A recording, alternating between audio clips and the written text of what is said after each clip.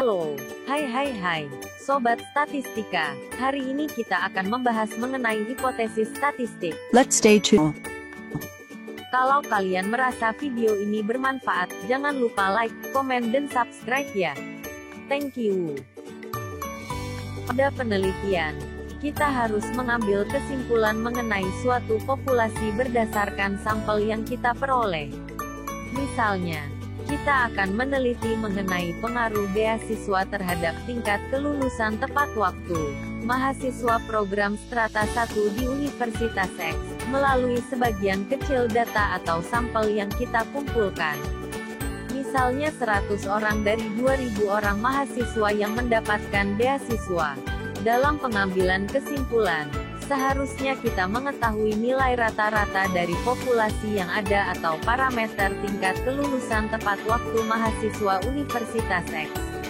Namun, kenyataannya kita hanya mengetahui nilai rata-rata dari sampel atau statistik yang kita peroleh, yaitu nilai rata-rata dari 100 orang mahasiswa yang mendapatkan beasiswa.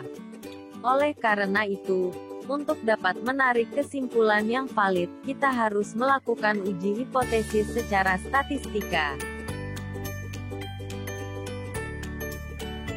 Hipotesis statistik adalah suatu asumsi atau pernyataan yang mungkin benar atau salah mengenai satu atau lebih populasi.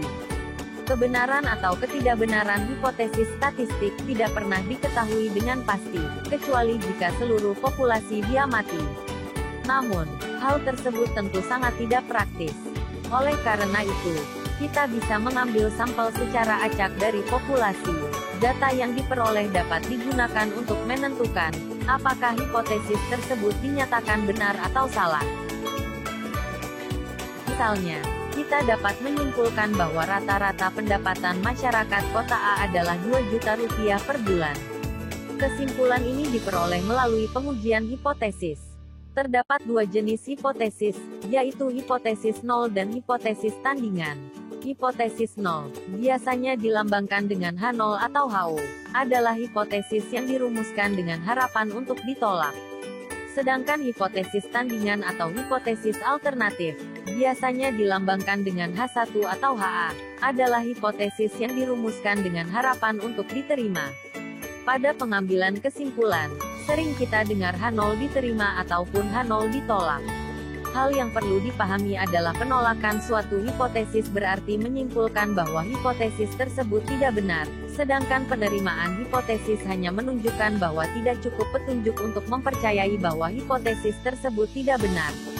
Oleh karena itu, peneliti seharusnya selalu menyatakan suatu pernyataan sebagai hipotesis yang diharapkan akan ditolak.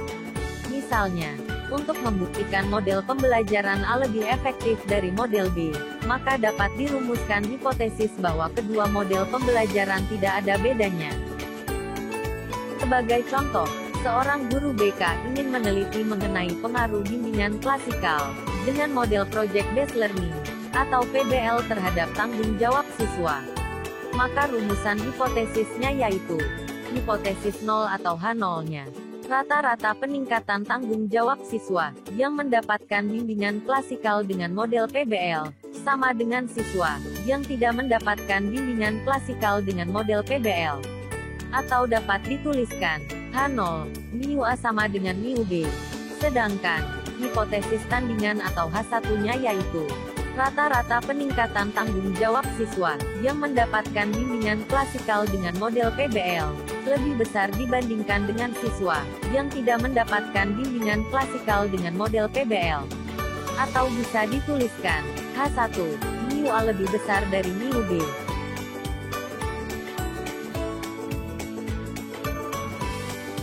Seperti yang telah kita ketahui, kebenaran atau ketidakbenaran hipotesis statistik tidak pernah diketahui dengan pasti. Oleh karena itu, terdapat 2 kemungkinan kebenaran atau ketidakbenaran hipotesis statistik, yaitu penolakan terhadap hipotesis nol padahal hipotesis tersebut benar, yang kita sebut sebagai kesalahan jenis 1. Dan penerimaan hipotesis nol padahal hipotesis tersebut salah, atau disebut kesalahan 2. Peluang melakukan kesalahan jenis 1 disebut taraf keberartian uji, dan dinyatakan dengan alfa. Nilai alfa dapat ditentukan dengan bantuan tabel distribusi peubah acak, misalnya tabel distribusi normal baku, tabel distribusi T, tabel distribusi C kuadrat, tabel distribusi F, dan sebagainya. Namun, untuk keperluan praktis, kita dapat menggunakan alfa sebesar 0,01, biasanya untuk penelitian di bidang medis. Atau alfa sebesar 0,05 untuk penelitian non-medis, misalnya pendidikan. Alfa sama dengan 0,05 sering disebut taraf nyata 5%, berarti kira-kira 5 dari tiap 100 kesimpulan, bahwa kita akan menolak hipotesis yang seharusnya diterima. Sehingga dapat dikatakan, kira-kira 95% yakin bahwa kita telah membuat kesimpulan yang benar. Sedangkan, peluang melakukan kesalahan jenis 2, dinyatakan dengan beta.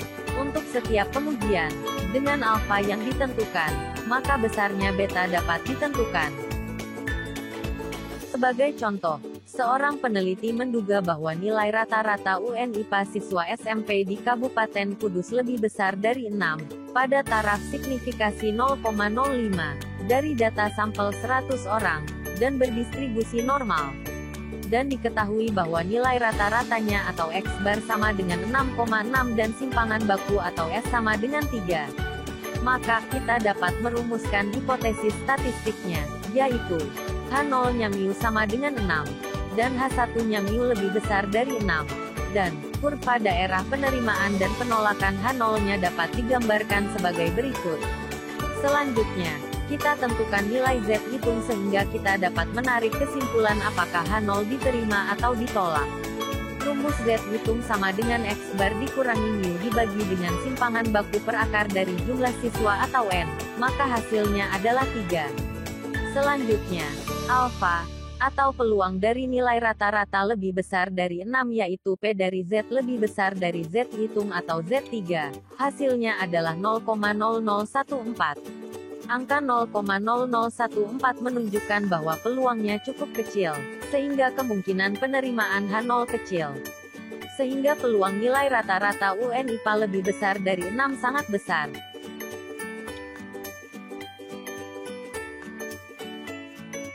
Pengujian terhadap kebenaran hipotesis statistik dapat kita lakukan dengan membandingkan statistik yang kita peroleh dari sampel dengan parameter dari populasi.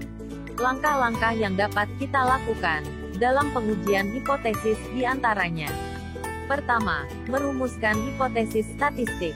Kedua, menentukan taraf signifikansi atau alfa. Alfa disesuaikan dengan tingkat resiko yang akan dihadapi dalam menarik kesimpulan.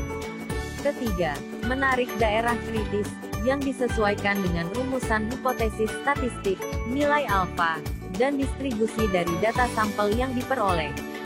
Rumusan hipotesis statistik digunakan dalam menentukan daerah penerimaan atau penolakan H0. Sedangkan, distribusi dari data sampel digunakan untuk menentukan nilai kritis. Yang keempat, menghitung nilai statistik, dan selanjutnya membandingkan dengan nilai kritisnya.